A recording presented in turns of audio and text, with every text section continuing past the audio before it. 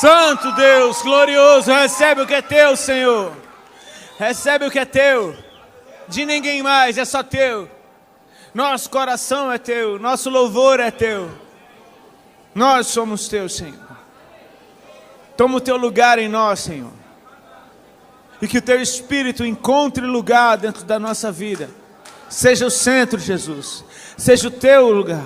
Seja o teu lugar o centro da nossa vida. Seja o teu lugar esse trono na nossa vida. Que não haja nada em primeiro lugar além do Senhor. Venha o teu reino, Pai. Seja feita a tua vontade. Em nome de Jesus, amém? Se você tem um lugar para se assentar, por favor, faça isso rapidinho.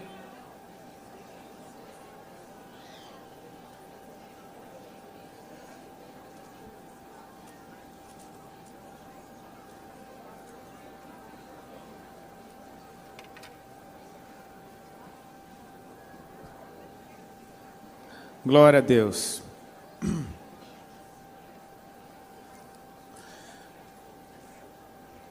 Essa reunião é bem profética. Amém? É numa reunião como essa, adorando a Deus, que você pode dizer declaradamente, sem medo de errar, profetizando sobre o futuro: irmãos, o carnaval acabou.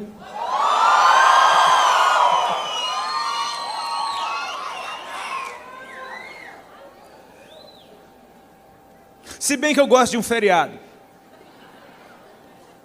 Estava conversando ontem com os amigos na ministração ontem. A gente chegou à conclusão: o carnaval não tem que acabar, a gente só tem que ressignificar esse momento. Porque o Brasil para adorar alguma coisa que seja o Deus vivo. Amém? Eu estava olhando as pessoas que vieram aqui e ministraram para vocês. Antes de tudo eu preciso dar honra ao pastor Ari, à sua família. Amém? Esse legado maravilhoso. Eu não podia estar encerrando esse período de adoração ao longo desses dias num lugar melhor. A gente só precisa... Deixa eu te dar uma notícia. O que é que eu estava falando? Voltando. Eu estava vendo as pessoas que ministraram aqui, e eu estive com essas mesmas pessoas em inúmeros lugares. Não cruzei com nenhuma delas, porque cada um estava num dia diferente. Hoje eu encontrei o André Aquino no aeroporto, vindo para cá. Foi o único que eu encontrei, mas todo mundo estava sempre passando. Eu encontrei nos cartazes. Eu vi, fulano vai estar lá. Tem gente que eu estou com ele, um monte de conferência, e nunca conheci na vida, porque não tem jeito. Então são dias separados. Mas sabe o que? Todos os irmãos que eu conheço no ministério, todos os meus amigos, todos os meus parceiros de ministério, todas essas pessoas que estão ministrando, pregando a palavra ou a adoração, todos estavam extremamente ocupados esses dias. Sabe por quê? Porque tem conferência, retiro, congresso, reunião, vigília acontecendo em todo lugar do Brasil ao mesmo tempo. Todos os lugares estão lotados. Se era estádio, estava lotado. Se era ginásio, estava lotado. Se era a igreja, estava lotado. Não interessa onde fosse, estava lotado. Aí eu percebo, o carnaval já mudou, cara. Não espere que a Globo vá mostrar o que está acontecendo aqui. Ela não vai. Porque eles ganham muito dinheiro com o que acontece lá. Não é esse tipo de informação que vai te situar e vai te posicionar no que realmente está acontecendo. As nossas reuniões podem não ter a atenção da mídia, mas ter a atenção do céu. Amém? O que está acontecendo na nossa nação é simplesmente reflexo de um povo que foi encontrado por Jesus. E à medida que vai sendo encontrado, ele vai sendo transformado. Porque Jesus é cheio de glória, e a glória de Deus é que transforma a gente. Toda vez que você entra na presença de Deus, alguma coisa em você sai diferente. Alguma coisa em você morre, alguma coisa em você nasce, alguma coisa ele transforma, ele vira algumas chaves, ele cria algumas coisas dentro de você. E mais do que isso, o que você aprende e pratica mudam para sempre a tua vida. Sabe, uma verdade que eu conheço e não pratico é como se não fosse nada. Mas se ele me disser uma palavra e eu puser isso como verdade na minha vida, eu aplico a minha vida nesse caminho. É lâmpada para os meus pés, é luz para os meus caminhos, a palavra do Senhor. Quando a palavra do Senhor passa a ser o norte dos meus caminhos têm que mudar. Amém? Eu vi uma vez meu pastor falando algo que eu achei muito lindo. A gente às vezes pede para Deus abençoar os nossos caminhos, quando Ele nos convida para andar nos caminhos dEle que já são abençoados. Então é um convite da parte de Deus para a gente pular nesse rio, amém?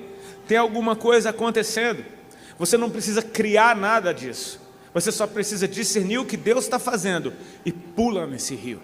E cara, esse rio está cada vez mais forte, essas correntes estão cada vez mais poderosas, o barulho dessas águas está cada vez mais alto, amém? Tem cada vez mais gente experimentando isso, e um testemunha para o outro, é real, eu não estou louco. Sabe como os discípulos no caminho de Emaús, eles estavam andando tristes, por causa da morte de Jesus, eles estavam tão tristes, tão frustrados, que nem o testemunho das mulheres de que Jesus havia ressuscitado, nem o fato de que Pedro confirmou, eu fui no túmulo e estava vazio mesmo, nem isso foi suficiente para apagar a tristeza do coração deles. Eles continuaram indo embora de Jerusalém, para longe do propósito, até que o próprio Jesus se apresenta no meio deles, começa a caminhar junto, e Jesus, num senso de humor incrível, começa a perguntar, me conta aí o que é que aconteceu, que eu não sei. Então eles começam a pregar para Jesus, e Jesus muito paciente ouvindo tudo, até que quando eles terminam, descarregam tudo, Jesus fala, homens de pequena fé. Então ele começa a expor nas escrituras tudo o que havia de acontecer, e você concorda comigo que quando o verbo está pregando, não tem pregador melhor? A própria palavra pregando, eles ficam, uau. Jesus fez menção de quem continuava no caminho, e eles pediram, por favor, fica com a gente mais um pouco, tão bom conversar contigo, tipo assim, você é tão gente boa. Eles não sabiam que era Jesus. Jesus entra naquele aposento, fica com eles, e quando Jesus parte o pão, os olhos de ambos se abriram, e eles viram ao mesmo tempo que era o Senhor. Quando eles viram que era o Senhor desapareceu à vista deles. Então um fica olhando para a cara do outro, e é nessa hora que um precisa, me ajuda na minha fé, sabe, tipo assim, me ajuda na minha fé. Cara, você sabe o que a gente acabou de ouvir, você sabe o que a gente acabou de ver, e você sabe o que a gente acabou de deixar de ver. Deixa eu te fazer uma pergunta, teu coração não queimava quando ele falava? O cara queimava, então toca para Jerusalém. Sabe, tipo assim, quando você está tendo uma experiência, teu irmão está tendo a mesma experiência, é louca demais para ser verdade, mas se o outro está tendo igualzinho, você fala, cara, não é loucura. Loucura é o que a gente está fazendo, indo para longe do propósito. Loucura é estabelecer um plano B, sendo que o plano A não terminou. Eles voltam, enfim, o testemunho deles ainda encoraja a igreja, porque eles estavam lá, e quando eles chegam com essa boa notícia, todo mundo está falando, é verdade, já apareceu para Pedro também, ou seja, vários testemunhos, não é loucura, ele ressuscitou, e quando está todo mundo dando testemunho da ressurreição, as mulheres viram ele no jardim, Pedro viu o Senhor, e agora esses caras viram ele no caminho. Quando chega todo mundo com esse monte de informação, ouve-se uma voz, a paz seja convosco, e quando eles olham, o Senhor está no meio deles. Então quando a gente se junta, você pega a sua parte da sua revelação, a experiência que você teve, eu tenho a minha, o outro tem a dele, que a gente junta isso tudo, a gente pega peças de um quebra-cabeça, e você vê como ele é lindo, e como ele é grande, é ali que ele se manifesta, onde nós estamos reunidos, cada um tem uma parte da revelação, ele não entregou tudo para todo mundo, amém? Ele entregou um pedaço para aquele, um pedaço para aquele outro, um pedaço para aquele outro. Por que são pedaços, Senhor? Porque vai ficar completo quando vocês congregarem. Quando vocês estiverem juntos, a visão que vocês vão ter de Deus é muito maior do que a visão que vocês tinham sozinhos. O testemunho do meu irmão me encoraja, amém? Que você seja um encorajador dos irmãos, amém? Que você seja um inspirador para que outros permaneçam na fé, sabe? Que você seja um ato profético para muitos que não estão aqui dentro. Profetizamos que esse é o último carnaval de muita gente. Vamos mudar o nome dessa festa, amém? Aceitamos sugestões. Eu conversava isso ontem com o pastor amigo meu. Cara, a gente percebeu que a igreja no passado se juntou e definiu uma eleição. Não estou aqui para discutir política, sua posição, nem nada. Salvo algumas exceções, a igreja parece que se juntou de uma vez que eu nunca vi na vida a igreja se juntando desse jeito. A gente pode mudar o nome dessa festa? É só a gente começar a chamar diferente? Quando a gente for maioria, esse será o nome. Amém? Vamos naquilo que um dia se chamou carnaval. Um tempo chamou carnaval. Deus está fazendo uma coisa linda. É uma das épocas que eu mais gosto de ministrar, sério.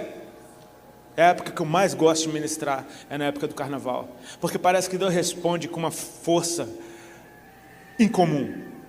Parece que Ele vem com um ímpeto incomum. Parece que tem uma sede incomum nas pessoas. Isso atrai algo incomum da parte de Deus. É realmente extraordinário o que Deus faz em momentos como esse. Sabe por quê?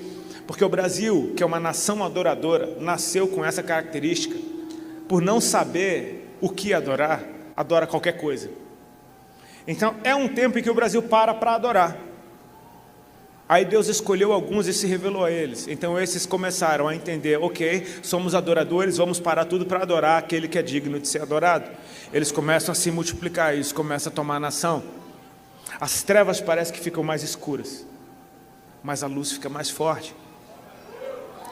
Não porque a luz precise crescer. Quanto mais escuras forem as trevas, ela só tem o poder de potencializar a luz que você tem. Uma lâmpada num lugar aceso não faz muita diferença. Um palito de fósforo dentro de uma caverna faz toda a diferença. Então não interessa como escuras ficarem as trevas, a luz que você tem vai brilhar mais forte por causa disso. Amém?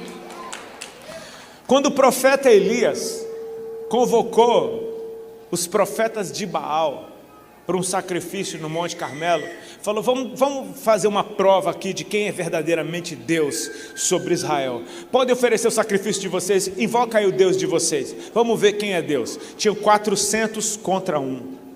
Cara, é uma medida meio desigual, amém? 400 contra 1. E os 400 começaram a invocar o seu Deus. Pensa que não era um clamor qualquer.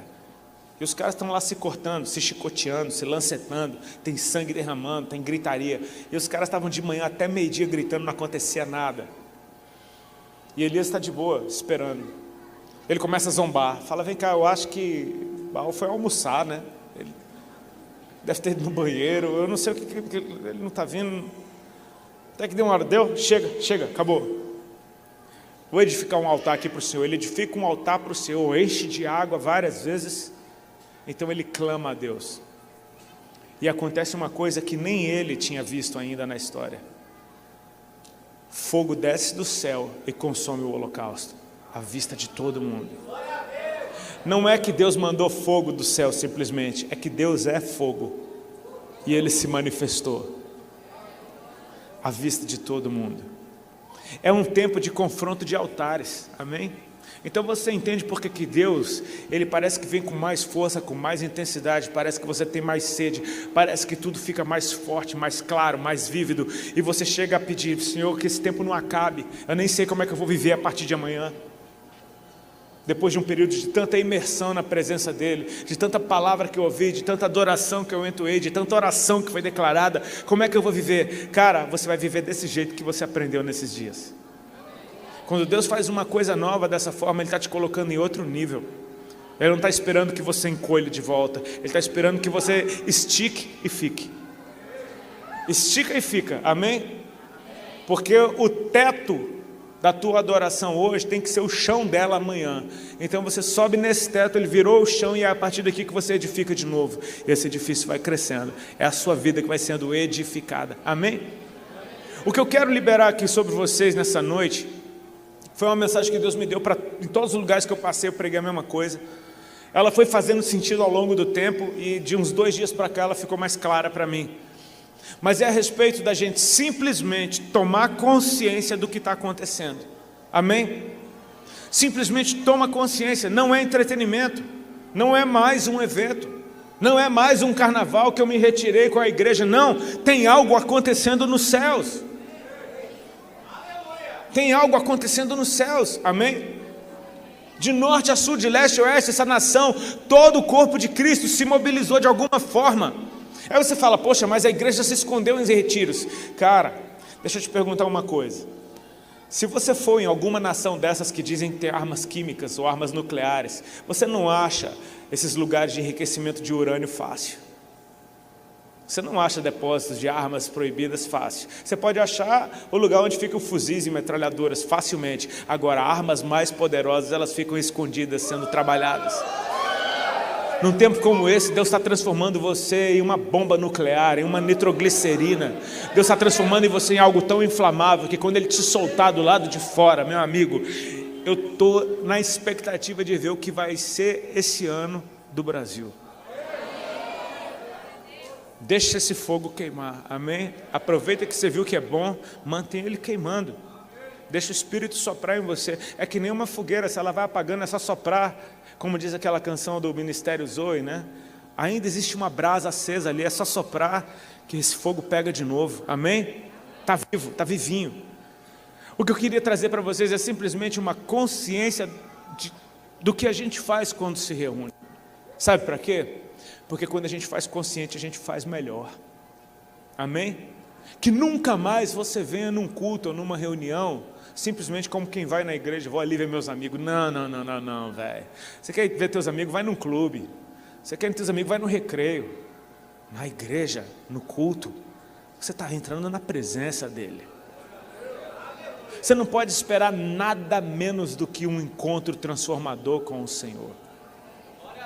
Tem um texto que eu sempre ouvi quando iam ministrar dízimos e ofertas. E nesses dias esse texto começou a falar comigo a respeito de adoração. Eu queria que você abrisse, por favor, em Gênesis capítulo 4. A gente vai ler a história de Caim e de Abel.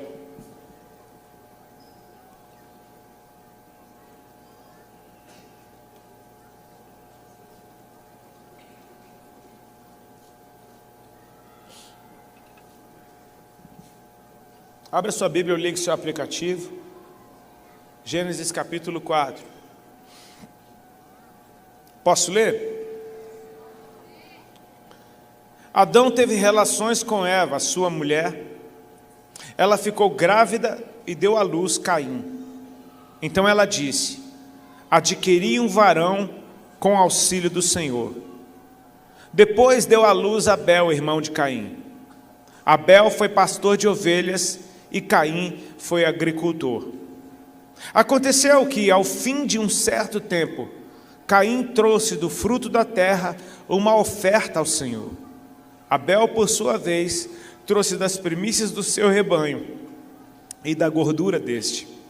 O Senhor se agradou de Abel e de sua oferta, mas de Caim e de sua oferta não se agradou. Caim ficou muito irritado e fechou a cara. Então o Senhor lhe disse: por que você anda irritado? E por que essa cara fechada? Se fizer o que é certo, não é verdade que você será aceito? Mas se não fizer o que é certo, eis que o pecado está à porta, à sua espera. O desejo dele será contra você, mas é necessário que você o domine. Que o Senhor nos abençoe. Quantos aqui já ouviram essa passagem em ministração de dízimos e ofertas? Vejo que és crente, amém? Talvez seja a mensagem mais ministrada em dízimos e ofertas, e ela faz todo sentido. Uma vez eu estava numa igreja lá na Inglaterra, e o irmão que ministrou dízimos e ofertas usou esse texto. E ele fez uma colocação interessante, que está na cara, mas eu nunca tinha percebido. Esse foi o primeiro culto da história. E no primeiro culto da história não teve louvor, não teve palavra, não teve oração, não teve recado, só teve oferta. Então, se você é daqueles que não gosta de dízimos e ofertas, não gosta de ofertar, acho melhor você se resolver. Amém? Tem gente que só de você falar, tem gente que fechou a cara agora só porque eu falei dízimo e oferta. Parece que é automático. Sabe que nem se você estiver passando mal e eu te falo de um pastel pingando óleo, aí você... É falar de dízimo e oferta, o pessoal já fica... Por mais maduro que o crente seja, ele já começa a desconfiar do pregador. Ele fala: ih, lá vai ele pedir dinheiro. Não vou, fica tranquilo. Tem gente que acha que dízimo e oferta não precisa mais disso, é coisa do Antigo Testamento. No Novo Testamento ninguém fala mais disso. Realmente, no Novo Testamento, não se fala de dízimos. Mas Jesus falou que a nossa justiça devia exceder em muito a dos fariseus. Então, pelo menos 11%, para pelo menos, amém? Só para dar um degrauzinho assim, para dizer que excedeu um pouquinho, pelo menos, a dos fariseus. Mas tem algo muito mais profundo do que isso, irmãos. Deus não quer teu dinheiro, porque Ele não precisa do teu dinheiro. Aliás, o teu dinheiro não é teu, é dele. Você sabia disso, que foi Ele que te deu? Não sei se você sabia disso. Não sei se você sabia. Deixa eu te dar uma notícia. Ele é dono de tudo. Você só tem porque Ele deixou você ter. Você está ligado, né? Ele não precisa do teu dinheiro. O que é que Ele quer? O coração é uma boa resposta. Mas é ainda mais do que isso. Ele quer que você seja como Ele é. E Ele é generoso. Então Deus pega um povo que é escravo e manda ele fazer certas coisas, até que ele aprenda a fazer certas coisas. Então quando esse povo amadurece, e a época da graça é sobre gente madura, Ele espera que você tenha aprendido. Ele espera que você seja naturalmente generoso e que você flua em generosidade e que você não tenha mais que ficar sendo ordenado a fazer certas coisas que Ele passou metade da Bíblia falando. Tipo assim, já imaginou meu pai? Hoje eu tenho 46 anos de idade, meu pai já está com o Senhor. Mas imaginou se meu pai estivesse vivo e estivesse chegando para mim falando: Rodolfo, filho, eu digo: sim, pai, eis-me aqui. Ele diria: você já escovou os dentes? Sim, papai, escovei hoje. Muito bom, meu filho. Aí no outro dia: oi pai, tudo bem? Ele: filho, deixa eu ver se você escovou os dentes. Já era para ter aprendido. Você entende? Deu para pegar? Amém? Então assim, faz as pazes com esse trem. A minha pergunta é: o primeiro culto da história só teve oferta? Ou será que tudo num culto é oferta? Você sabia que você está aqui oferecendo seu tempo ao Senhor? Oferecendo a sua atenção ao Senhor? Oferecendo a sua música ao Senhor? Sacrificando o tempo que você podia estar deitado em casa, vendo o desfile de escola de samba. Se você não tivesse aqui, era isso que você estava fazendo, confessa, só para falar mal. Olha lá, esses pecadores, oh meu Deus. Misericórdia, olha de novo, olha mais uma vez.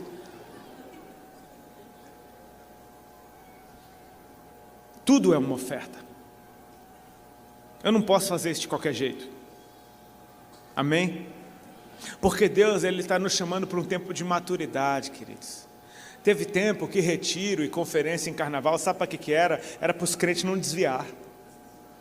Vamos fazer uns retiros, porque senão vai todo mundo para a avenida, meu irmão. É melhor fazer um retiro, porque senão a gente tem que começar tudo do zero.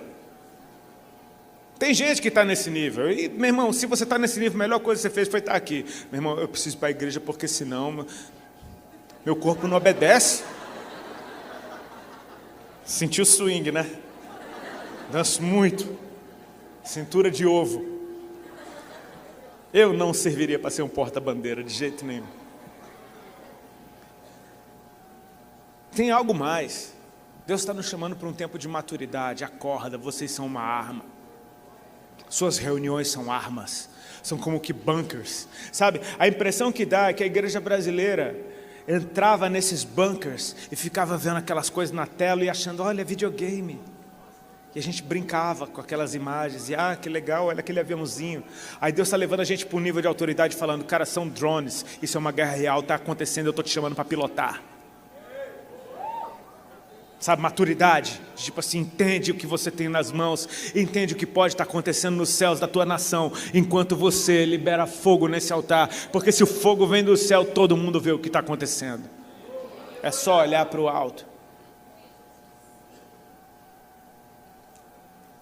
Ele está nos chamando para fazer isso de forma consciente, porque tudo aquilo que eu faço de forma consciente, eu faço melhor.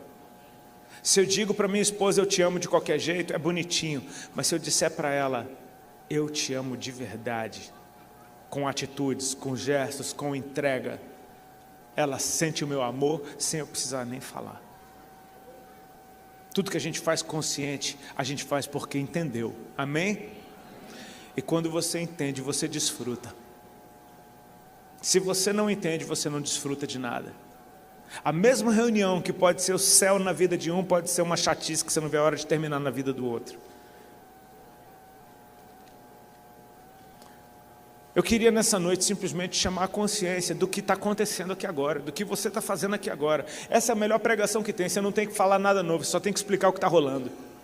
Sabe, tipo Pedro, quando o Espírito Santo caiu em Pentecostes, ele só tem que falar: irmãos, ó, não tem ninguém bêbado aqui não, o negócio é o seguinte, isso daqui foi o que Joel profetizou, que ele disse que o Espírito seria derramado sobre toda a carne, entendeu? Lembra? Então, esse Jesus que vocês mataram, enfim, ele morreu, ressuscitou, apareceu para a gente, você está entendendo? Ele só tem que explicar o que aconteceu. E quando Deus está fazendo algo e você só explica nas Escrituras o que está acontecendo, teve 3.000 almas aceitando Jesus naquele dia. Então assim, Deus está fazendo algo, vamos tentar se situar no que Ele está fazendo, amém? Esse foi o primeiro culto da história.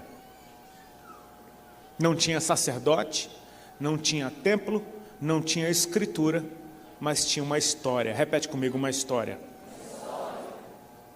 Caim e Abel ministraram o primeiro culto ao Senhor.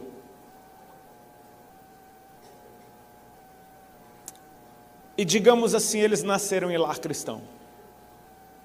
Quem aqui nasceu em lar cristão? Tem uma inveja de você. Tenho inveja daqueles caras cujo testemunho é: eu preciso confessar que um dia eu apertei a campainha do vizinho e saí correndo. Eu tenho uma inveja de um testemunho desse. Sabe? Deu menos trabalho para Deus. Poxa, eu tenho uma inveja disso. Pois é, Caim e Abel. Eu estava ouvindo a história do pastor Ari e da sua família, e ele me falando que ele é o sexto, é o sétimo.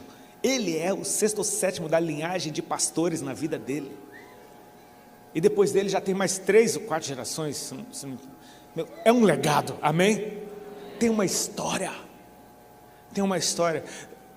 Pais, deixa eu te dizer uma coisa: o que faz muitas vezes teu filho seguir a Deus não é o tanto que você fala de Deus para ele, é o tanto que você ama a Deus e ele vê você amando Deus e ele fala: eu quero amar o Deus do meu pai. Sabe, tipo assim, tem uma história, cara, um legado. Caim e Abel eram filhos nada mais, nada menos que de Adão e Eva. Adão e Eva.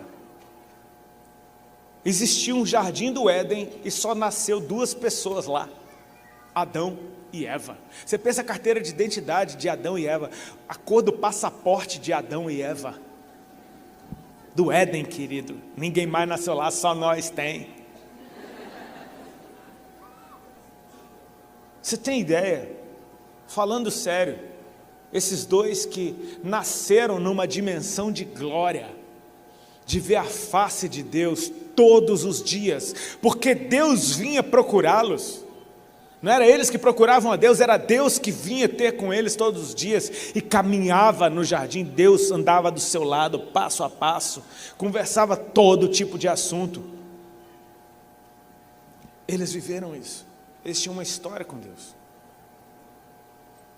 Sim, eles ouviram instruções de Deus, eles desobedeceram instruções de Deus, o pecado entrou na humanidade através deles, sim, eles foram expulsos do jardim. Se a história parasse só por aí, sem a gente entender o que está acontecendo, você poderia dizer: então eles eram aqueles crentes desigrejados, magoados com a igreja, que não pisa no jardim nunca mais. Fui expulso de lá, aquele povo não me ama. Quantos já ouviram uma história parecida? Repete comigo. Vira para o irmão do seu lado, faz uma cara de vaca e diz: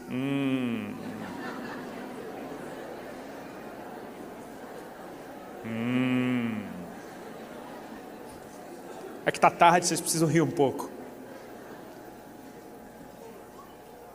E se eu te disser, eu já falei isso em um monte de lugares, talvez você já tenha ouvido, mas e se eu te disser que a expulsão do homem e da mulher do jardim foi amor de Deus? Aí você pensa: essa está difícil, Rodolfo, porque assim, ó, ser expulso não é legal, entendeu? Se eu expulsar alguém daqui, vai embora daqui e não volta nunca mais, que foi o que aconteceu, tipo, você fala: cara, isso não é amor de jeito nenhum, velho. E se eu te disser que foi amor? Está pronto para acreditar no que eu disse? Amém? Deixa eu te mostrar.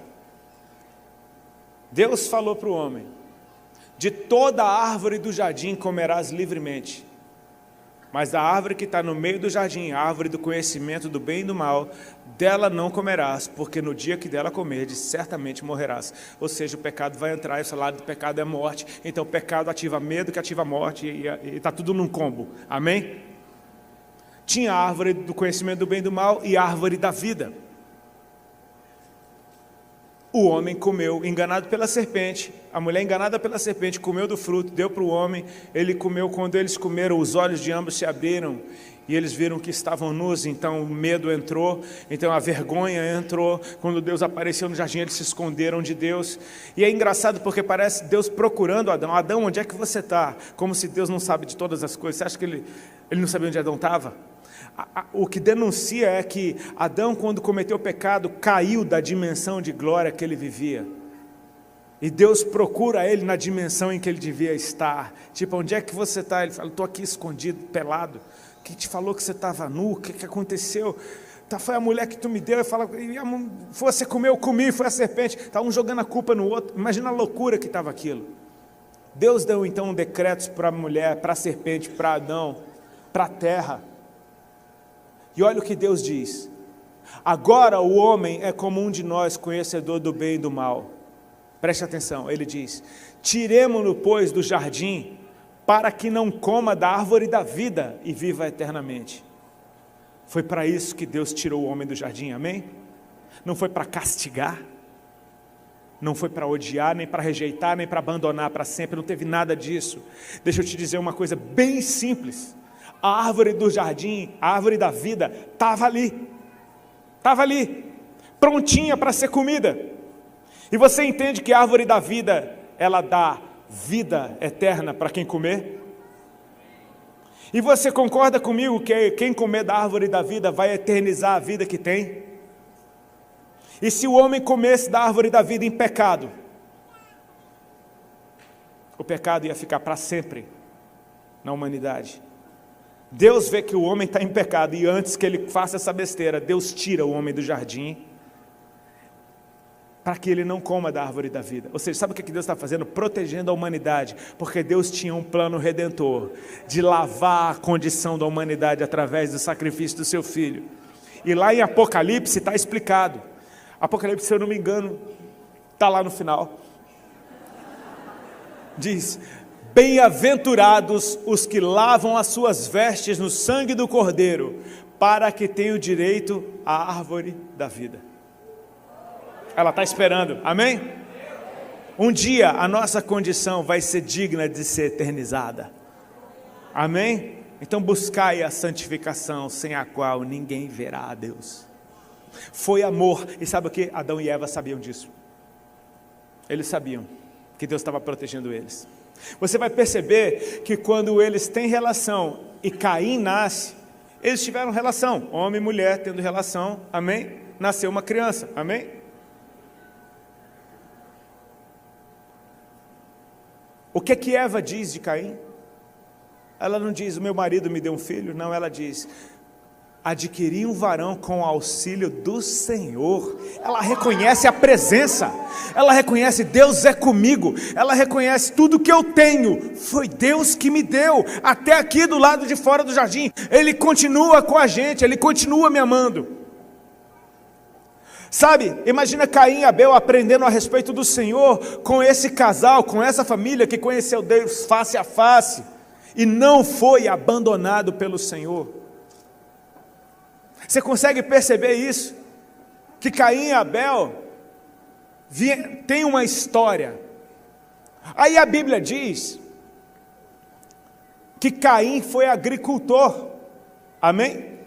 Repete comigo: ele foi agricultor. Natural e lindo isso. Era a única profissão que existia no mundo.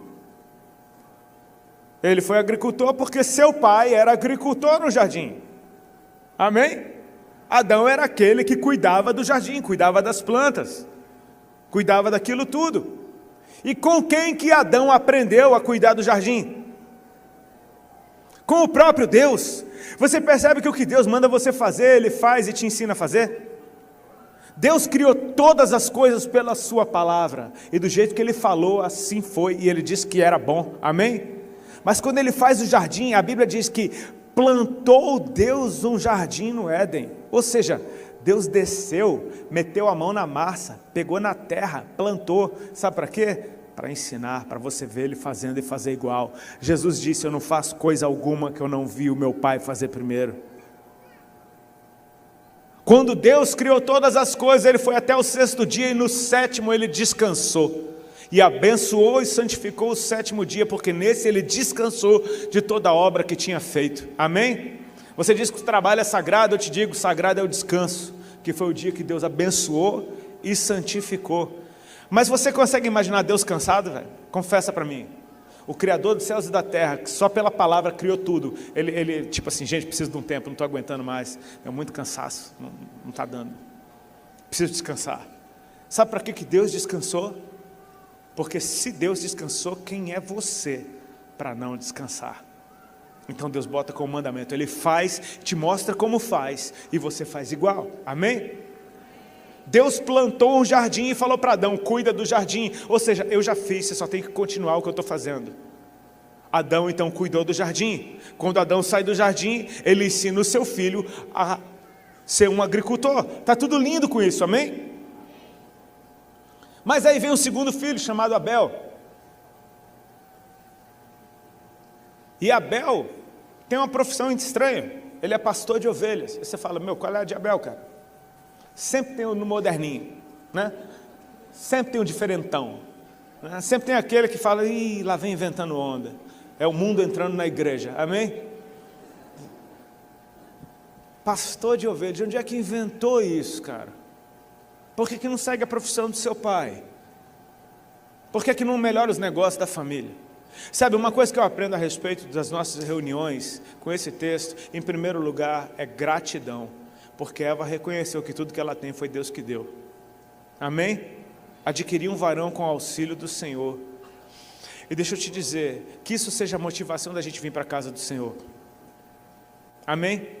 Gratidão, pede para Deus, traz à memória aquilo que me dá esperança, Senhor, me mostra os teus feitos na minha vida, conta teu testemunho para alguém, sabe para quê? Para você ouvir, porque quando você ouvir seu testemunho, você vai se lembrar de como Deus é bom, de tudo que Ele já fez em você. Ainda que você esteja num momento difícil hoje, você sabe que em outros tempos Ele esteve lá, Ele te ajudou, e Ele não se esqueceu de você, Ele não te abandonou. Como o salmista que começa a sua história dizendo, o Senhor é meu pastor, nada me faltará, Ele me faz deitar em verdes pastos, Ele me guia mansamente a águas tranquilas. Olha o carinho de Deus, pegando, levando, botando, vai, descansa, come uma graminha, vai, toma uma aguinha. É Deus fazendo tudo porque você não sabe fazer nada, então Ele estava levando você, sabe nem descansar, Ele te faz descansar. Você está ali todo bonitinho, aí Ele te guia pelas veredas da justiça, você já está aprendendo uma coisinha nova, aí daqui a pouco você fala, ainda que eu ande pelo vale da sombra da morte, você fala, Ou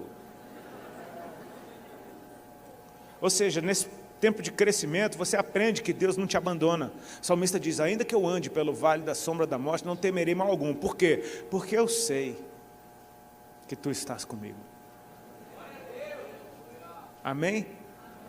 Quando você passa desse ciclo, você está de novo num lugar de comunhão, de descanso e de alimento. Ele prepara uma mesa para você, na presença dos seus inimigos, unge a sua cabeça, seu cálice transborda. Então você percebe que quando você entende o propósito, Ele te passa para outro nível. É comunhão de novo, é cuidado de novo, mas agora você não é mais uma ovelhinha. Você é um filho que senta na mesa, que come alimento sólido. Amém? Você está percebendo como é que o nosso Deus trabalha? Cara, você tem motivo de sobra para agradecer a Deus. Amém? O Senhor é bom e Ele é bom em todo o tempo, e tudo que você tem foi Ele que te deu, então você entra na presença dEle com tudo que você é. Com tudo que você é, com tudo que você tem, com tudo que você sabe, com tudo que você não sabe, você entra na presença dEle trazendo tudo que você é. Ou seja, o meu culto a Deus é a minha oferta, eu me oferto ao Senhor. No mínimo. Amém? Abel era pastor de ovelhas, cara. E a Bíblia diz que ao fim de um certo tempo, peraí, antes de eu falar desse certo tempo, deixa eu te falar a respeito da identidade deles. Você percebe que tem dois filhos e um é diferente do outro dentro da casa? Amém? Um é agricultor e o outro é pastor de ovelhas. Amém? Então, o teu culto a Deus envolve a tua identidade. Amém? Deus não quer robozinho. Ele não está nem um pouco interessado em robozinho. Ele está interessado em gente verdadeira. Ele procura verdadeiros adoradores. Amém? E um verdadeiro adorador é, antes de tudo, uma pessoa que teve um encontro com Ele, Jesus. Sabe por quê? Porque Jesus disse: eu sou o caminho, a verdade e a vida. Ou seja, Jesus é a verdade é uma pessoa. Amém? Quando você teve um encontro com a verdade entrou dentro de você. A verdade te fez verdadeiro. A verdade te deixou em paz com quem você é na presença de Deus, porque você sabe que Ele te ama, que você é um filho amado. Então, quando você entra na presença dEle, você já não finge ser um oh, aleluia. Pode falar normal com Ele, amém? Você não entra assim na presença do teu pai. Você está brincando com teus amigos, você quer, aí chega o teu pai, glorioso Pai. Tipo, teu pai fala direito, por favor, filho. Deixa de onda. Está querendo aparecer para quem? Oh, excelentíssimo gerador da minha vida, marido da minha mãe. Não, paizinho. Pai, te amo. Tem a pessoa que você tem que ter mais intimidade nessa vida com teu pai. O que te gerou, o que te ama, que sabe tudo a teu respeito e ainda te ama. Amém? Um foi lavrador, agricultor. O outro foi pastor de ovelhas. E quando eles vieram ao fim de certo tempo, ou seja, com frutos do seu trabalho, você entende que eles vieram no período de descanso? Ao fim de um tempo. Até o dia 6º é um tempo, o 7º é descanso. Não tem 8º, começa o 1º de novo. É outro ciclo onde Deus trabalhou em você quando você parou, e agora que você volta para fazer a mesma coisa que você fazia, é tudo diferente, porque Deus trabalhou em você e no que você fez. Então você volta o dia 1 e parece que é tudo novo. Só acontece para quem descansa, amém? Se você não descansa, você fica patinando na mesma coisa que já foi feita, fica chato, você não vê mais graça naquilo, você não vê propósito, e Deus está te mandando: se você parar, eu trabalho em você. Se você descansar, eu trabalho em você e no que você fez. Quando você voltar, vai ser o 1º dia de novo. Ao fim de um certo tempo, eles tinham frutos para oferecer ao Senhor, ou seja, concluiu-se algo, amém? Quando se conclui algo na sua vida, aonde você vai celebrar isso, cara? Com quem você vai comemorar? Com quem que você vai se alegrar? É na presença daquele que te deu todas as coisas. Eles estão dizendo: tudo que eu tenho foi Deus que me deu. Eles chegam na presença de Deus com quem eles são, amém? Cara, quando você descobre a sua identidade em Deus, você fica tão em paz. E eu amo que a igreja nos nossos dias abriu a sua mente para que tudo que eu faço é para a glória de Deus a partir do dia que Jesus entrou dentro de mim. Tudo que eu faço, que seja para a glória de Deus. Se você é um professor, seja um professor para a glória de Deus. Se você é um médico, seja um médico para a glória de Deus. Meu pastor veio ele pregando ontem, e ele falou assim: tem gente com bisturi na mão e com a cruz nas costas, amém? Se você é um juiz, seja um juiz para a glória de Deus. Se você é um artista, seja um artista para a glória de Deus. Não são poucas as reuniões que a gente vê hoje em dia, que tem um cara pintando um quadro do lado. Você fala: meu, que viagem. O cara é um pintor, sabe o que ele está oferecendo para Deus? Um quadro, cara, é óbvio. Tipo, eu sou músico, eu vou oferecer para Deus uma maquete de uma casa. Vou dar uma de arquiteto, tipo, olha assim, eu fiz uma casa, que Deus fala: linda essa casa, mas tu é músico. Eu espero a música que eu coloquei dentro de você, porque você é o que eu disse que você é, você tem o que eu disse que você tem. Eu coloquei coisas dentro de cada um, diz o Senhor, e eu espero que você me dê uma resposta daquilo que eu coloquei dentro de você. Entra em paz com isso. O lavrador oferece do fruto da terra, o pastor de ovelhas oferece do seu gado, do seu rebanho, a coisa mais óbvia e natural. Você percebe que não tinha problema com isso? Parece que estão oferecendo 2 cultos a Deus. Não, é o mesmo culto ao mesmo Deus. Eles estão oferecendo o fruto daquilo que eles trabalharam. Glória a Deus por isso, amém? Só que é engraçado porque Caim oferece a sua oferta primeiro, o fruto do campo. E você concorda comigo que a oferta de Caim devia ser linda? Amém? O fruto do campo, cara, altas frutas. Fruta é lindo, é ou não é? Fruta é lindo, uma manga linda, morango lindo, bananas. Meu irmão, fruta é tão lindo que Carmen Miranda usava fruta na cabeça. Fruta é lindo, é cheiroso, é doce, é lindo, é lindo. Tem gente que enfeita a casa com fruta de plástico. Você vê aquelas que tem umas uvas que você falou, meu, uva é plástico. Fruta é tão lindo que você pode pintar um quadro de fruta. É lindo. Ninguém enfeita uma casa com um carneiro morto, cheio de gordura para fora. Eu tenho aqui uma maquete de um carneiro velho morto com a gordura toda escorrendo pela mesa. Coisa linda, olha esse quadro que eu fiz, uma banha, uma víscera. Você concorda que a oferta de Caim era bem mais bonitinha? Era limpinha, tranquila. A de Abel teve que morrer, sangrou. Uma oferta meio braba. Tipo assim, lá vem Abel, meu irmão, cheio de gordura na mão. E a Bíblia diz que Deus se agradou de Abel e da sua oferta, mas de Caim e da sua oferta não se agradou. Isso dá um nó na minha cabeça. Você fala, poxa, o que Caim fez de errado? A gente nem tem informação demais na Bíblia para saber o que ele fez de errado. Mas a gente pode se tocar de algumas coisas, algumas impressões. Eu não estou aqui para bater martelo em nada. Eu não sou doido de dizer sou Cristo e tenho resposta para tudo. Não sou e não tenho resposta para tudo. Mas eu confio nas impressões que o Espírito Santo me dá. Deixa eu te dizer. Adorava a Deus segundo uma tradição. Uma coisa que Deus fez lá no jardim, seu pai continuou fazendo do lado de fora. O tempo mudou, o lugar mudou, o céu virou, e ele continua adorando do mesmo jeito. O outro está fazendo uma coisa que parece nova demais e sem sentido. Mas parece que Abel discerniu, não o que Deus fez, mas o que Deus acabou de fazer. Mais do que isso, é uma adoração profética, porque profetiza o que Deus vai fazer. Olha só. Quando o homem pecou, ele viu que estava nu. Então o homem fez para si folhas de figueira, uma roupinha com folha de figueira, para esconder a sua nudez. Deus aparece, aconteceu tudo aquilo que eu contei para vocês. E a Bíblia diz, no verso que eu não enxergo, no verso 21 do capítulo 3, o Senhor Deus fez roupas de peles com as quais vestiu o homem e a sua mulher. Roupas de peles de animais. Ou seja, você concorda que Deus não simplesmente escalpelou um animal e deixou ele sem couro andando por aí? Você concorda que Deus sacrificou um animal para cobrir a nudez que o pecado gerou? Que Deus jogou lá na frente o que ele ia fazer por toda a humanidade?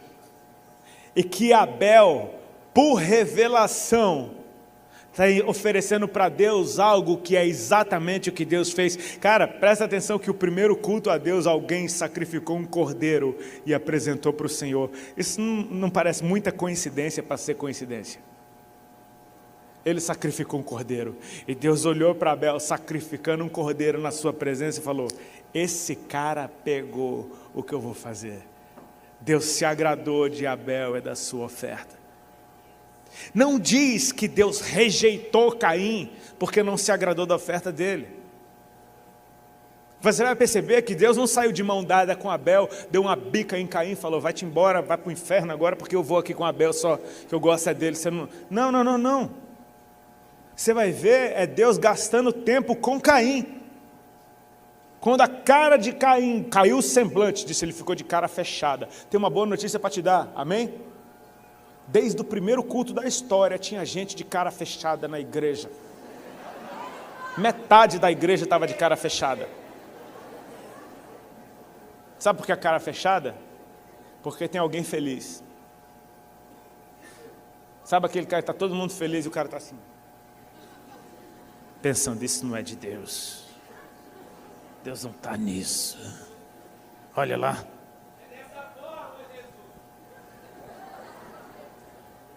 Cara, quando eu vejo alguém de cara fechada na igreja, eu desconfio. Eu acho que o irmão não vê Deus fazer uma coisa nova faz tempo. Porque quem vê o que Deus está fazendo está feliz. Porque quem vê o que Deus está fazendo faz igual. E Deus se agrada de quem vê o que Ele está fazendo. Tipo assim, Deus está sério, amém? Ele não está brabo, Deus não está brabo, amém? Ele está simplesmente ali de boa. Ele é Deus, não tem problema para resolver. Ele é Deus, está ali de boa. Vem cair com a sua oferta. Oferece a oferta para Deus, Deus fala, amém, a paz. Deus fica de boa. Ok. Aí vem Abel com a sua oferta. Deus fala, uou. Deus fala, mano, calma, tá? Deus não falou nada disso. É na NVR, na nova versão do Rodolfo, Deus fala, tipo, você viu meu coração? Você sabe o que eu fiz, o que eu estou para fazer? O semblante de Deus faz... Deus se agradando, tá? Uma linguagem bem idiota, bem de emoji. Sabe? Deus botando aquele emojizinho de quem se agradou.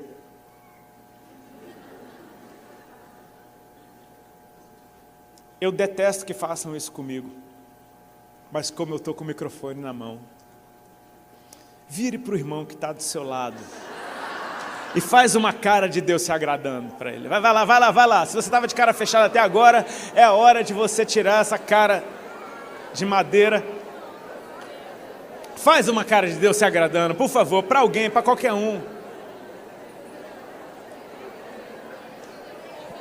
Pronto. Todo mundo olha para cá agora. Olha para cá, presta atenção. Aqui, amigo, aqui. Se esse sorriso amarelo, totalmente manipulado, foi capaz de produzir um sorriso no outro, o que é que um sorriso de Deus produz numa pessoa?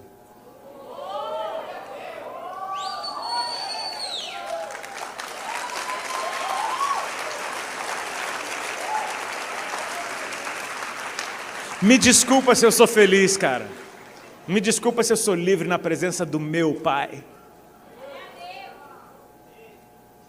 Me desculpa se a religião não me prende. Me desculpa. Mas sabe o que?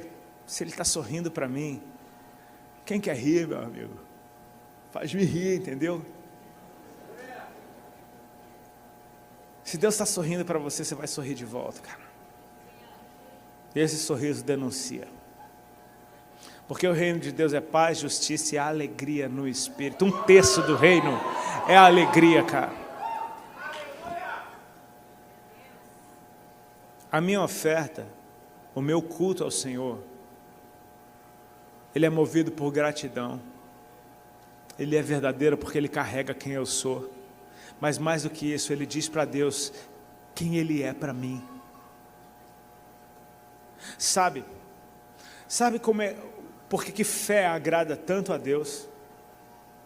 Porque Ele sabe que você não está vendo, você crê. Mas você está fazendo igual, como se estivesse vendo. Sabe essa canção que a gente cantou aqui? O que é que os anjos veem que os fazem se prostrar? O que é que eles veem que os fazem cantar santo? Sabe isso? A canção é uma pergunta, mas é uma pergunta que se responde. Eles veem. Amém. Eles veem, eles estão vendo Deus agora no trono, sabe? Então é natural se prostrarem e cantarem santo. E eu não sou anjo. Sabia disso, que eu não sou anjo? Deixa eu te dar uma notícia. Não queria frustrar você nessa noite não, mas deixa eu te falar a verdade, velho. Eu não sou um anjo. Sou de carne e osso, se eu não vigiar, eu me lasco todinho. Eu não sou anjo, amém? Minhas canções, quem conhece, obrigado, eu vi vocês vários cantando dela, elas falam muito mais das minhas orações, do meu desejo de relacionamento com Deus do que qualquer outra coisa. Concordo, são esquisitas, tem umas letras compridas demais, aí Poxa, eu podia fazer uma coisa bem que funcionasse mais na igreja, mas comigo é assim, Deus me dá umas letras desse tamanho, eu quero falar um monte de coisa, e meu irmão, eu falo da minha verdade, dos meus desejos, do lugar que eu quero chegar, eu não cheguei ainda, mas eu quero ir, tipo, Deus me estica, Senhor, é a minha verdade, entendeu? Eu não sou anjo, mas tem uma galera que, viu um trono de glória no céu, com aquele que se assenta no trono. Eu nunca vi, mas eu creio, porque alguém viu e está na Bíblia. Amém? Então, quando eu adoro a esse Deus diante desse trono de glória, eu estou naquele lugar que eu não vi, mas eu creio. Sem ver, eu estou me movendo como aqueles que veem. E a fé agrada tanto a Deus. Quando Jesus pergunta para os discípulos, quem os homens dizem que eu sou? E eles dizem, uns dizem que tu és João Batista, outros dizem que tu és Elias, outros dizem que tu és Jeremias ou algum dos profetas. Aí Jesus fala, mas vocês, quem vocês dizem que eu sou? E aí Pedro diz, tu és o Cristo, o Filho do Deus vivo. E aí Jesus fala, uau! Jesus faz aquela cara que Deus fez para Adão, tipo, você ouviu o Pai, isso é fé. Você não sabia disso, mas Deus te falou, e é por isso que agora você se move nessa revelação. Sabe, a fé agrada tanto a Deus. Tenta imaginar disso. Lá onde eu moro é um apartamento de primeiro andar, e é daqueles que assim, é vidro do chão até o teto. Quando a gente mudou para lá, a gente teve que colocar uma película do lado de fora, para ninguém ficar olhando para dentro da minha casa, entendeu? Tipo assim, poxa, é meio desconfortável. Você está dentro de um aquário, feito um peixe, todo mundo te olhando. Então a gente botou aquela película, que muitos prédios têm, que você de dentro vê tudo que está do lado de fora, mas de fora você vê um espelho. Amém? É como se Deus estivesse do lado de dentro, vendo tudo que está do lado de fora. E de repente Ele começa a chamar o teu coração, e você, como quem está olhando no espelho, começa a chegar mais perto. Chegar mais perto, e de repente você está face a face com Ele, e você não sabe quem é aquele que está daquele lado de lá, mas você começa a se olhar no espelho e perceber coisas a teu respeito, que é Deus dizendo quem você é, e você está crendo no que Ele diz para você, e de repente Deus faz assim, e aí você não sabe porquê, mas você teve vontade de fazer assim, e aí Deus fala, uau, Ele não está me vendo, mas Ele crê, Ele está se movendo por fé, Ele está fazendo Ele está vendo o que eu estou fazendo sem ver, isso é fé. Quando você percebe o que Deus fez, e você se move de um jeito, cara, está muito louco isso aqui, eu não estou entendendo nada, mas eu não sei, eu não consigo me controlar. E Jesus disse para Nicodemos, o vento sopra onde quer, ouves a sua voz, mas não sabe nem de onde vem, nem para onde vai. Assim é todo aquele que é nascido do Espírito. Tipo, meu Deus, te carrega, começa a te mover de um jeito, coloca umas palavras na tua boca, você nem sabe por que você está falando, te conta a vida de uma pessoa inteira, te dá uma dor, aí você fala, estou com uma dor no cotovelo, alguém aqui está com uma dor no cotovelo? O cara está curado em nome de Jesus, e o cara foi, tipo, você fala, não tem poder para nada, mas o poder é de ouvir e obedecer. Sabe quando você percebe o que Deus está fazendo e simplesmente se move igual? Isso agrada o coração de Deus, porque profetiza ao mundo quem Ele é. O primeiro culto da história, meu irmão, teve o sacrifício de um cordeiro. Ele pegou o que Deus ia fazer para lavar toda a humanidade. Você acha que Abel sabia perfeitamente o que estava fazendo? Mas Deus percebeu, tem alguém me sentindo, me experimentando aqui. E Deus vai corresponder com esse. Sabe para quê? Para que ele seja um norte na vida de outros. E é aí, meu amigo, que a gente tem que dar glória a Deus por fazer parte de um corpo profético. A igreja é isso, amém? Nem todo mundo sabe tudo, nem todo mundo viu tudo, mas eu preciso honrar o que você carrega, porque talvez você esteja vendo uma coisa de Deus que eu nunca vi, e eu preciso da sua porção de revelação, para que a minha seja mais completa. Às vezes eu estou adorando a Deus, pensando, meu Deus do céu, cara, esse violão, essas cordas estão machucando meus dedos, tipo assim, eu tenho que trocar a corda desse violão, está desafinado, está me incomodando, só que tem alguém estribuchando, e aquele cara está liberando um rio no lugar que não sou eu. é aquele que de repente está vendo uma coisa que Deus está fazendo enquanto até eu estava distraído. Quando a gente faz parte de um corpo profético, a gente tem a oportunidade de honrar o que o outro carrega e pular nesse rio. Esse rio que você não está vendo, mas se você crer e mergulhar, você sai nadando como quem viu. Eu queria encerrar, meu Deus do céu, avancei na hora. Eu vou encerrar contando 3 historinhas para vocês aqui, que falam a respeito disso, de se mover por fé. Tem um autor, um pastor americano que escreve muitos livros, eu gosto muito dos livros dele, chamado Bill Johnson. E ele mora numa cidade na Califórnia chamada Redding. E lá é a região de montanha. E eles costumam caçar naquelas regiões. E ele diz que quando eles vão caçar, eles levam os cães farejadores, aqueles cães que você vê no desenho animado, que vão junto com os caçadores. E é engraçado, ele diz que quando eles estão caçando, os cães de repente, todos fazem ao mesmo tempo uma posição de apontar uma pata para o lugar, o focinho naquela posição, o rabo fica reto, a outra encolhe, sabe aquela posição de desenho animado? Os cães fazem aquilo. Eles estão dizendo para os caçadores, a presa está ali. Os caçadores confiam que os cães viram onde está a presa, então eles vão naquele lugar e realmente tem algo ali. Os caçadores acertam que eles estavam caçando porque eles confiaram na visão de cães. Você está entendendo mais ou menos esse negócio de pular no rio do outro? Agora, um negócio que ele falou que é muito legal, que quando os cães fazem essa posição, nem todos os cães viram a presa. Foi um que viu, os outros só imitaram o que viu. Um viu, os outros imitaram. Todos estão apontando na mesma direção e realmente tem algo ali. Entendeu o que é pular no rio que o outro viu? Alguma coisa vai acontecer, porque você honrou que o outro viu uma coisa que você não viu. Você vai perceber que Deus não abandonou Caim. Deus está gastando tempo com Caim, dizendo, ei, por que essa cara fechada, cara? Tipo assim, vamos lá, tenta de novo. Tipo assim, se você fizer o que é certo, não será, você não sabe que você vai ser aceito se você fizer o que é certo. Ele está dizendo que você vai ter a oportunidade de se mover de novo. Ei, melhora essa cara. Não foi o que aconteceu, mas é o que Deus está dizendo, melhora essa cara. Vamos bola para frente. Se você não está vendo agora, não fica com ciúme de quem viu. Pula no rio dele que é melhor. Tem 2 historinhas que eu queria contar, testemunhos que eu pulei no rio e foi muito legal. Amém? Foi muito legal. Uma delas eu estava em Londrina no ano de 2008, 2007, não me lembro direito, numa conferência da Casa de Davi. Quantos conheceram a Casa de Davi? O Ministério Casa de Davi, Davi Silva, Mike Shea. Meu, altas músicas, eu amava o som daqueles caras, tive a oportunidade de conhecê-los e fui lá participar da conferência. E estou lá no meio da galera. E aquelas conferências, meu irmão, a conferência do Casa de Davi era aqueles profetas doidos. Sabe aquelas criaturas de conferência? Quem é mais antigo está ligado nesses bichos de conferência. Aqueles caras que vêm com a chinela de couro, sabe, com camisa de conferência antiga, com bandeira de Israel, sabe aquela galera doida?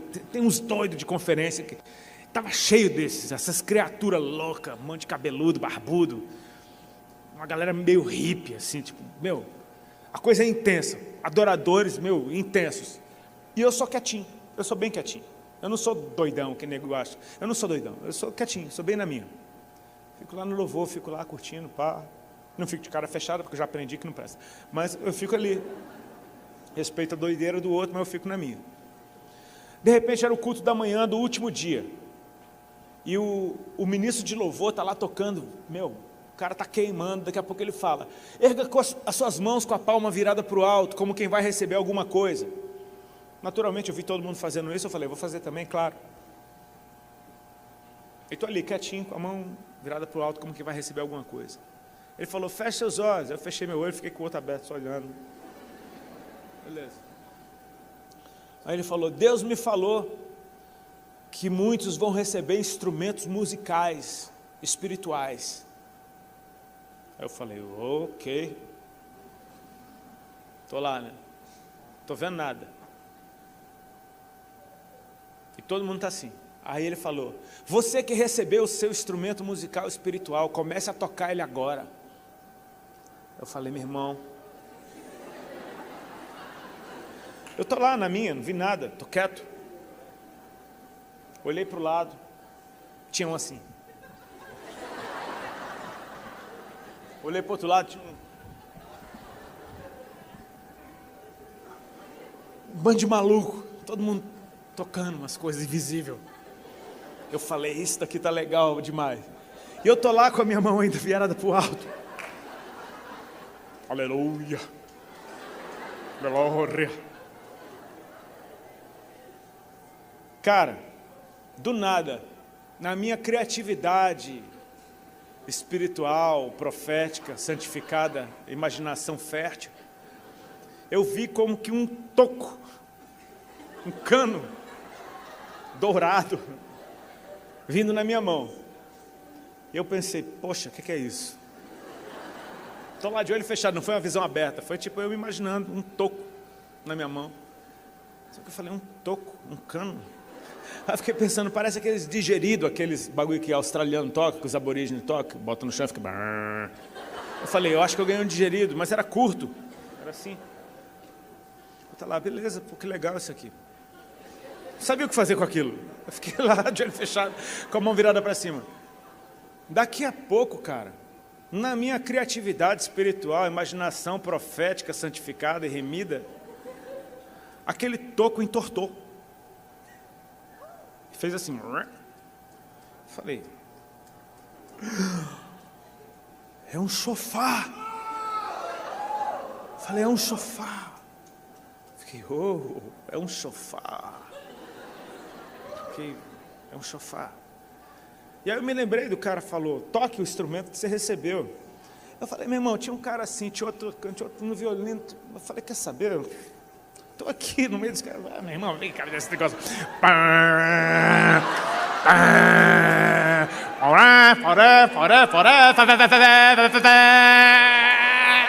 Eu fiquei lá, doidão. Não precisa aplaudir, não é motivo de aplauso. Toquei, beleza, toquei meu chofar, acabou a ministração da manhã, glória a Deus, aleluia, estou me sentindo mais solto, mais leve. Terminou a ministração, o Davi Silva chegou em mim, e aí, Rodolfo, seguinte, eu vou ministrar louvor hoje à noite, tu faz umas músicas comigo, tu ministra junto comigo? Eu falei, pô, claro, cara, uma honra. Aí ele falou, então beleza, eu vou mandar alguém te buscar no hotel, para a gente chegar antes, passar o som, e aí a gente ministra à noite. Tal hora tá legal, marcou um horário, umas 4 horas da tarde, eu falei, perfeito, vou estar lá te esperando. 4 horas, tocou o telefone no meu quarto, alguém veio aqui te buscar, desci, um irmão lá com a credencial da conferência, veio, sou eu. E eu cheguei, aí eu olhei para a credencial dele, estava escrito Léo Chofar. Eu falei, cara, interessante esse nome. Fui com ele até o carro, aí ele vim te buscar, eu falei, pô, legal, beleza. Fui com ele até o carro. Entramos no carro, pá, fechou a porta. Quando ele foi ligar a chave, ele não ligou. Ele olhou para mim e falou, eu sou o Léo Chofar. Eu falei, prazer. Aí ele me disse, o pessoal me chama de Léo Chofar, porque eu trabalho com importação de chofar. Aí ele falou, e tem 2 anos que Deus me mandou te dar um chofar. E na última remessa que eu pedi, veio um a mais. Está aqui. Ele pegou e me deu um chofar. Eu toquei um chofar espiritual de manhã, à tarde eu ganhei o único chofar que eu ganhei na vida. E está até hoje na sala da minha casa. Você pode chamar de coincidência do que você quiser. Eu pulei num rio que eu não estava vendo e eu nadei de braçada.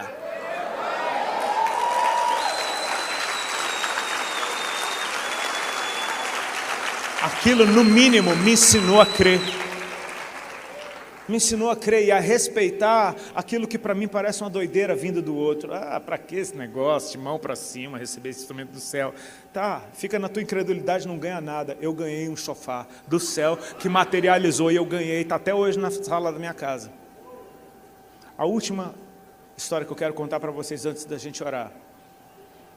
Há uns 2, 3 anos atrás, eu fui convidado por judeus messiânicos para fazer um evangelismo para judeus no bairro do Bom Retiro, numa sinagoga messiânica. E eu nunca tinha participado de um negócio desse. Eu nunca tinha ouvido falar de um gentil ministrar numa sinagoga. Isso dá morte. Lá em Jerusalém, Paulo se lascou todinho porque sabe que ele levou Timóteo para dentro do templo. Aceitei o convite, um baita desafio. Falei, uau, que experiência é essa? Cheguei em Congonhas, eles me levaram na sexta-feira para São Paulo. Cheguei lá, tá aquele irmão de barba desse tamanho me esperando. Shalom. Ô irmão, paz. A primeira coisa que eu perguntei para ele foi: brother, me fala um negócio aqui, na boa. É comum um gentio ministrar numa sinagoga? Aí ele falou: eu nunca ouvi falar. Mas Deus me mostrou você. Eu te convidei, meu sogro, que é o líder da sinagoga, topou. Fui conhecer o sogro dele fantástico, barbona, judeuzão. Eu falei: me conta a história do senhor. Ele falou: eu era pastor da Assembleia de Deus. Eu falei: como assim? Eu era pastor da Assembleia de Deus, e numa conferência missionária, se eu me lembro bem da história, mais ou menos foi isso, num congresso de missões, Deus me falou que o meu campo missionário era o judeu. E eu descobri que eu tinha raízes judaicas, e eu me fiz judeu para ganhar os judeus. Falei: caramba, que fé. Falei: a gente pensa na África, na Índia, no sertão, esquece do povo de Deus. Aquele cara lá dedicou a vida dele, aprendeu hebraico e ministrava, meu irmão. Eles me levaram na sexta, por quê? Porque no sábado era o Shabat deles. E o evangelismo seria pós-Shabat, ou seja, quando o sol se põe no sábado, terminou o Shabat, seria quando a gente ia fazer o evangelismo. Sábado de manhã eu fui para a reunião, para o Shabat, para participar da cerimônia com eles. Um culto muito interessante, bem diferente dos nossos. Muita dança, muita música, leitura da palavra. Eles leem a palavra cantando ela. Eles não leem ela no mesmo tom, tipo papapá, não, é tipo com melodia, porque a palavra de Deus tem que ser cantada, segundo eles. Uma coisa muito linda, sabe? E eu não sabia fazer nada naquela reunião. É bem diferente da nossa. Então o irmão estava do meu lado, me explicando tudo que acontecia na reunião. Tipo, agora a gente levanta, agora a gente senta, agora a Torá vai passar pela igreja, todo mundo beija a Torá. Ele estava me explicando tudo. Teve um determinado momento, eu estava fazendo tudo que ele me mandava, amém? Tudo em hebraico, eu não entendia nada. Então assim, eu estava só obedecendo o que o cara estava me fazendo. Eu estava me movendo junto com a congregação, por pura obediência. De repente tem uma hora que o líder da sinagoga, o sogro dele, pega o talit e cobriu a cabeça. Aquele manto dos judeus, ele cobriu a cabeça. E aí todo mundo da congregação ficou de pé e colocou a mão nos olhos. E ele me cutucou e falou: faz isso. E eu pus a mão nos meus olhos. Eu não sabia por que eu estava fazendo isso, amém? Mas eu me movi igual todo mundo. Estava doido para abrir o olho. Para abrir o dedo. A gente é brasileiro, dá um jeitinho, né? Mas eu não abri. E de repente eu senti que ele se inclinou para mim explicar o que estava acontecendo, porque ele estava me explicando tudo. E ele chegou no meu ouvido e falou: segundo a nossa tradição, essa é a hora que o Eterno entra no templo e ninguém pode olhar para ele. Mano, foi ele falar isso. Um temor de Deus veio sobre mim. Um temor de Deus veio sobre mim. Um temor de Deus.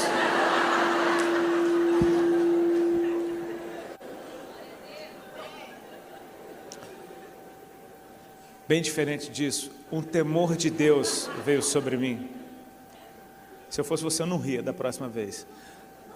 Um temor. Ainda não entenderam o que é temor de Deus. Eu comecei a chorar copiosamente, porque eu me movi na fé de que o Eterno estava diante de mim, e eu não podia olhar para Ele. Caim e Abel chegaram na presença do Senhor. Sabe o que? Quando a gente vem cultuar a Deus, saiba que você vai ter um encontro com a presença, cara. E quando você toma consciência da presença, você fica diferente. Aquele gesto de colocar a mão no rosto me trouxe consciência da presença. E eu quase me enfiei por debaixo de uma cadeira, porque você percebe que os serafins que estão na presença de Deus dia e noite, eles cobrem o rosto, porque Ele é santo. Que Pedro estava na Galiléia esperando ver Jesus, não viu Jesus, foi pescar. E aí quando Jesus aparece na praia, eles não reconheceram. Jesus fala: tem alguma coisa de comer? Eles falaram: não temos, pegamos nada. Lança a rede para o outro lado. Eles lançaram, se encheu de peixe. É muita coincidência para ser coincidência. De repente, João olha para Pedro e diz, é o Senhor. Quando Pedro fala, é o Senhor, ele olha, eu estou nu, ele se joga no mar. Sabe por quê? Porque a consciência da presença te faz ficar diferente. Meu irmão, se a gente tivesse consciência de que Deus está na casa, a gente não ficava do jeito que a gente fica. A consciência da presença muda tudo na nossa vida. Eu só trouxe essa mensagem aqui hoje, porque eu senti uma direção de Deus de levar isso por onde eu passei, nesse período de celebração intensa, para trazer essa mensagem do céu para você. Deus te colocou em outro nível agora. Você foi colocado num nível de maturidade. Nunca mais vejo um culto como um clube, nunca mais vejo um culto como entretenimento, vejo um culto como algo seu, para Deus. Para Ele. Você não vem aqui para ser abençoado, você vem aqui porque você foi. Você já foi abençoado nas regiões celestiais com Cristo. Você tem algo que Ele colocou dentro de você e Ele quer uma resposta disso. Não é a respeito do que eu vi Deus fazer, é a respeito do que eu tenho visto Ele fazer. Não é a respeito do que um dia eu ouvi que Deus falou, é a respeito do que eu tenho ouvido Ele falar. É a minha oportunidade de trazer o meu coração diante dEle e examinar se está alinhado ou não, e se não tiver, que Ele me alinhe junto com o corpo dEle todo. Deus está profetizando ao mundo inteiro através da sua igreja. Ele diz, eu sou a luz do mundo e vocês são a luz do mundo. Então quando Deus faz e a gente se move igual, nós estamos trazendo o mundo inteiro para olhar para Ele e dar glória ao Pai que está nos céus. O seu papel profético nesse tempo é ímpar na história.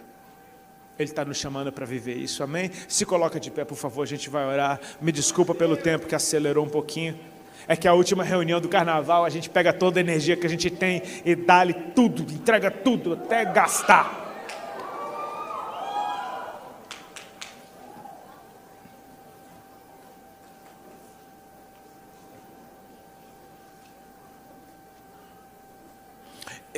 Eu sinceramente, eu nem sei como terminar isso.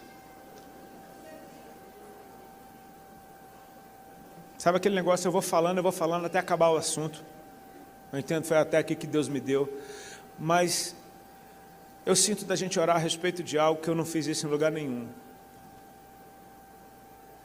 A gente simplesmente fazer uma aliança com o Senhor. De a partir de hoje, prestar a Ele o melhor culto que a gente pode fazer. O mais verdadeiro, o mais espontâneo, o mais real, o mais vivo, o mais intenso, o mais precioso, a maior expectativa, a maior sede, a maior gratidão, a maior consciência da sua presença que você pode ter, o maior desejo de vê-lo, que não seja só uma canção bonita, mas que seja um clamor da sua alma. É aquele pedido, Senhor, aumenta-nos a fé. Leva-nos para outro nível, me dá um encontro com a Tua presença, até que tudo em mim fique diferente. Um sorriso do Teu rosto, põe um sorriso no meu rosto. Mas se o Senhor não se mover, ao invés de matar o meu irmão, eu quero me juntar com ele e ter a humildade de aprender com quem viu. Eu não quero adorar a Deus por religiosidade, mas por revelação. Tudo que Ele fez é bom, mas o que Ele está fazendo é melhor. Porque o vinho novo é melhor do que o vinho antigo. Ele está fazendo uma coisa nova e está saindo à luz, e Ele espera que você enxergue o que Ele está fazendo. Pode ser o contrário do que Ele fez no passado, mas se foi Ele que fez, quem é você para dizer que não presta? Feche teus olhos, curva a tua cabeça, por favor. Eu oro para que o Espírito Santo de Deus venha sobre nós agora, nos puxando para cima. É essa voz do céu que diz, sobe para cá. Sobe para cá para você ver coisas novas. Eu tenho segredos para te contar. Eu tenho impressões para colocar dentro de você. Ele tem coisas novas para te dizer na mesma palavra. Ele tem obras diferentes para fazer em você, através do mesmo Espírito.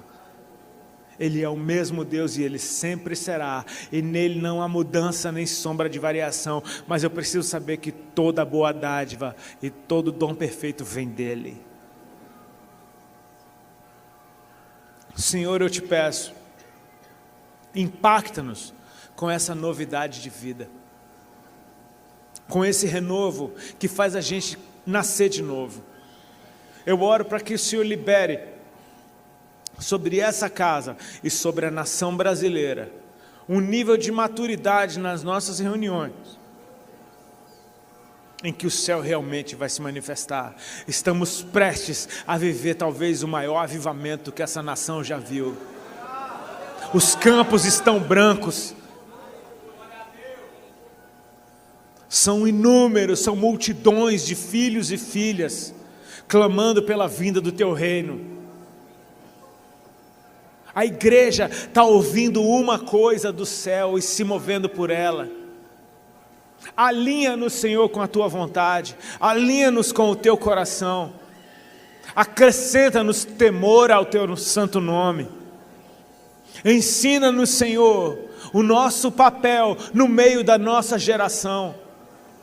Ensina-nos, Senhor, a caminhar junto contigo, a andar por fé, ainda que os nossos olhos não vejam, mas os nossos ouvidos estão abertos à tua voz. Jesus disse: as minhas ovelhas ouvem a minha voz, reconhecem e me seguem. Nós não andamos por vista, mas por aquilo que ouvimos da tua boca. Senhor, que o Espírito Santo abra os nossos ouvidos para a tua voz. Que pequenas ordens, que pequenas direções possam ser obedecidas à risca, porque aí sim o Senhor vai poder nos dar ordens mais complexas e direções mais complexas. O processo de obediência é sempre o mesmo: ouvir e obedecer. Eu te peço que o Senhor venha sobre nós agora, selando cada um de nós. Alegrei-me quando me disseram: vamos à casa do Senhor. O nosso culto começa antes dele começar. Ele começa quando o nosso coração se move em direção a esse encontro. Quando eu preparo quem eu sou como oferta. Quando eu preparo o meu melhor para o meu Deus. Eu quero entregar o meu melhor para ti. O melhor eu que eu posso ser, eu quero entregar para ti. Recebe a nossa vida, Senhor. Recebe a nossa devoção. Recebe a nossa contemplação, a nossa fascinação, como um culto ao teu santo nome. Abençoa cada um dos meus irmãos e irmãs aqui nesse lugar. Abençoa essa casa. Abençoa o legado dessa família que veio abençoar a nossa nação. E que filhos e filhas dessa casa possam voltar para a América, levando essa bênção de volta, retribuindo essa gratidão. Eu oro por missionários saindo dessa casa para as nações. Eu oro por missionários movidos com a mesma compaixão, com a mesma entrega, incendiando nações. Eu oro pela nação brasileira, exportando avivamento. Ensina-nos, Senhor, os caminhos do teu coração. Nós queremos ver o sorriso do teu rosto.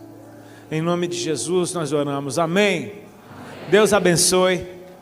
Dê uma salva de palmas a Ele. Espero que a gente possa estar junto outras vezes.